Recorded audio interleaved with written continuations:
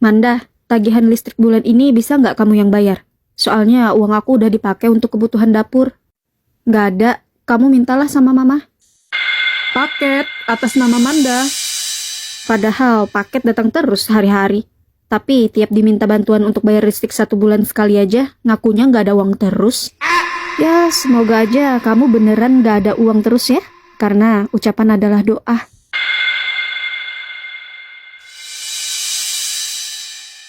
Manda, itu loh, anakmu nangis terus. Ya kamulah yang samperin, kamu kan lebih deket.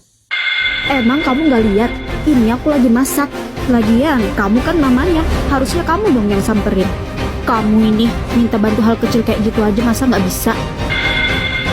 Heh, emang kamu pernah bantu-bantu di rumah ini? Tiap hari kerjaanmu cuma makan, tidur, dan main HP. Seenggaknya urus sendiri anakmu, jangan minta aku juga yang ngomong. Suka-suka akulah mau ngapain di rumah ini. Ini kan rumah orang tuaku. Dasar anak nggak tahu diri, beban keluarga.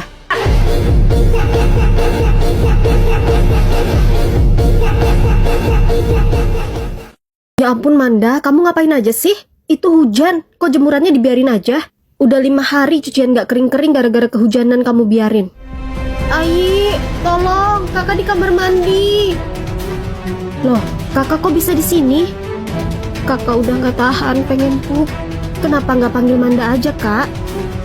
Udah kakak panggil, tapi dia nggak denger.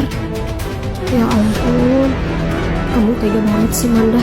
Kakak kandungmu ini sakit stroke, dan kamu yang ada di rumah, tapi kamu nggak tahu-tahu, malah sibuk main HP. Karena kesal, aku pun membersihkan kotoran kakak iparku dengan kain jahit Manda. Loh Kak, kain di sini tadi mana? Oh, tadi aku pakai untuk bersihkan kotoran Karanti. Apa? Ya ampun, kenapa pakai kain itu sih? Itu kain pelanggan aku yang mau aku jahit dan diambil besok. Ya, aku kan nggak tahu. Aku kira kain lap. Coba tadi kamu yang bersihin kotorannya Kak Ranti. Nggak bakal kejadian kayak gini.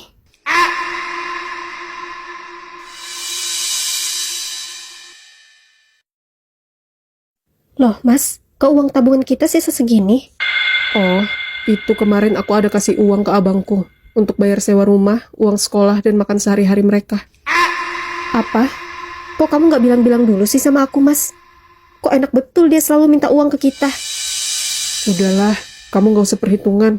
Waktu aku kecil, sejak orang tua aku meninggal, abangku yang rawat aku. Ya, aku nggak masalah, Mas, kalau kamu mau sisihkan uang bulanan untuk abangmu. Tapi disesuaikan juga sama kemampuan kita. Ini enggak. Setelah kamu kasih, sebentar-sebentar, dia minta uang lagi. Suruhlah abangmu itu sesuaikan gaya hidup dengan isi dompetnya. Udahlah minta uang terus ke kita sama adekmu. Masih aja kurang, sampai ngutang ke tetangga dan bank. Demi memenuhi gaya hidupnya yang sok kaya. Ujung-ujungnya, minta uang lagi ke kita untuk bayar hutang-hutangnya. Belum lagi tiap hari mereka makan selalu pesan GoFood. Aku aja rela bangun subuh untuk masak, biar kita bisa menghemat pengeluaran kita sehari-hari. Pokoknya, kalau abang minta uang lagi, jangan dikasih Mas. Kebiasaan. Dek, ada 1 juta kah?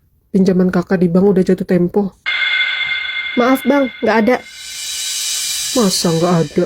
Jangan pelit lah. Abang kan tahu, kemarin anak aku masuk rumah sakit.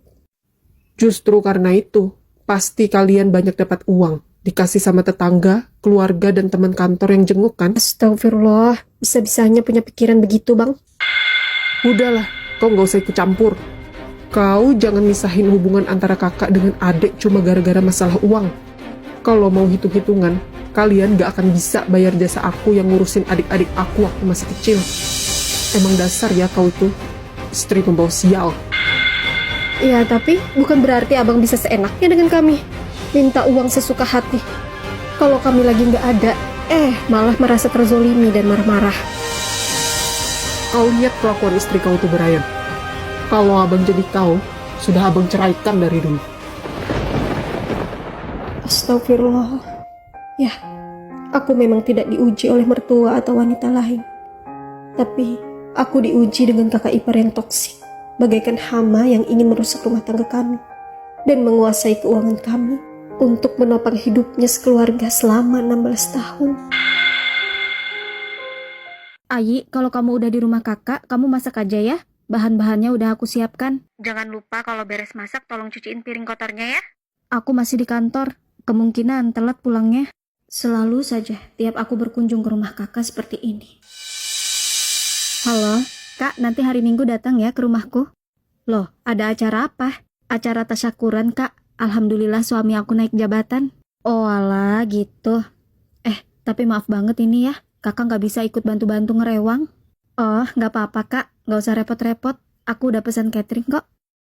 Karena aku tahu istri-istri kakakku tiap keluargaku ada acara. Selalu aja ada alasannya agar tidak disuruh-suruh. Padahal setiap mereka ada acara, aku selalu siap membantu sepenuh hati sampai selesai. Oh, ya udah kalau gitu. Aman berarti ya. Insya Allah aku datang. Ya ampun, orang masakan cuma kayak gini kok pesan. Padahal dimasak sendiri kan bisa. Iya, mana masakannya asin lagi. Ini juga buahnya nggak enak, udah layu-layu gini. Iya. Ayi, kamu tuh mau bikin acara buat berapa orang sih? Kok banyak banget porsinya? Ini tuh kebanyakan. Nggak apa-apa, Kak. Lebih baik lebihan daripada kurang. Walah, cuci piring sendirian. Sinilah tak bantuin. Nggak usah, Kak. Udah, nggak apa-apa. Loh, kamu tadi cuci piring sendiri, Kak? Aduh, maaf ya, tadi nggak bisa bantuin. Iya, nggak apa-apa. Tamu tuh harusnya ya emang nyantai.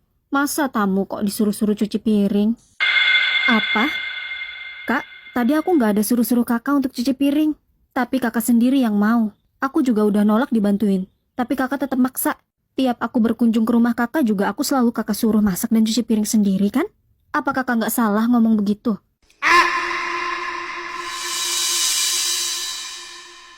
Udah, kamu resign aja. Lebih baik kamu di rumah jaga kehamilan kamu. Iya, Mas.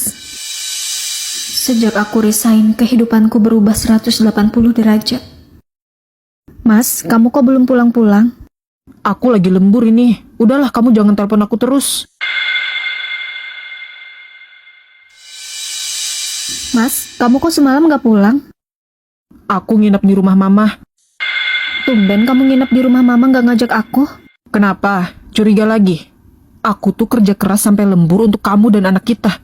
Tapi tetap aja dicurigai yang enggak-enggak. Sayang, ini tagihan bayar kos aku untuk bulan ini 1,2 juta ya. Apa? Siapa wanita ini? Kenapa harus suamiku yang membayarkan kosnya? Selama ini, aku minta uang untuk beli perlengkapan bayi aja nggak pernah ada, dengan alasan gajinya masih ditahan. Mas, siapa cewek ini? Oh, bukan siapa-siapa. Bukan siapa-siapa. Tapi dia nggak sungkan minta bayarin kos sama kamu, Mas. Mulai lagi. Loh, Mas, kamu mau kemana? Aku sumpek di rumah, dituduh-tuduh terus. Ya, selama kehamilanku, aku sering ditinggalkan suamiku sendirian. Dan aku harus menerima kenyataan pahit. Dia selingkuh dengan seorang Elsie. Duh, angkat dong Mas teleponnya.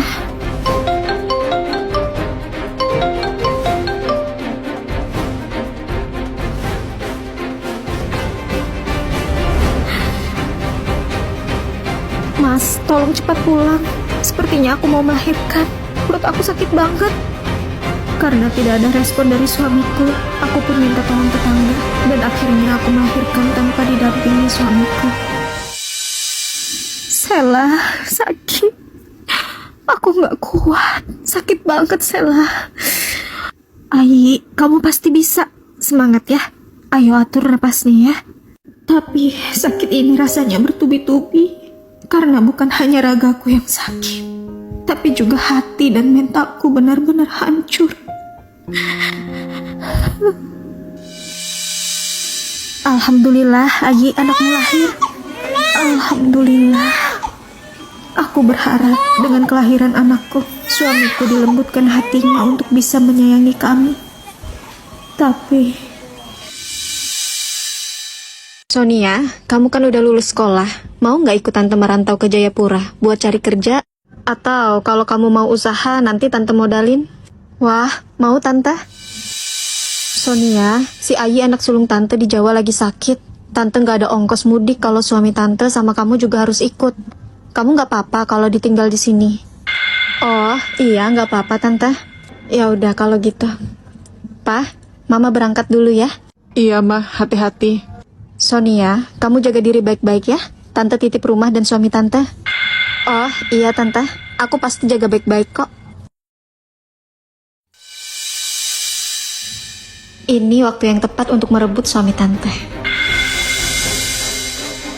Dengan cara ini, suami tante akan tunduk dan tergila-gila sama aku.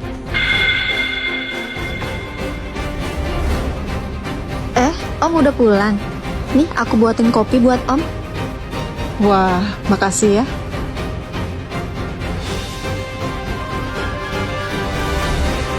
Om pasti capek ya udah kerja seharian. Om mau nggak aku pijitin? Wah, boleh-boleh.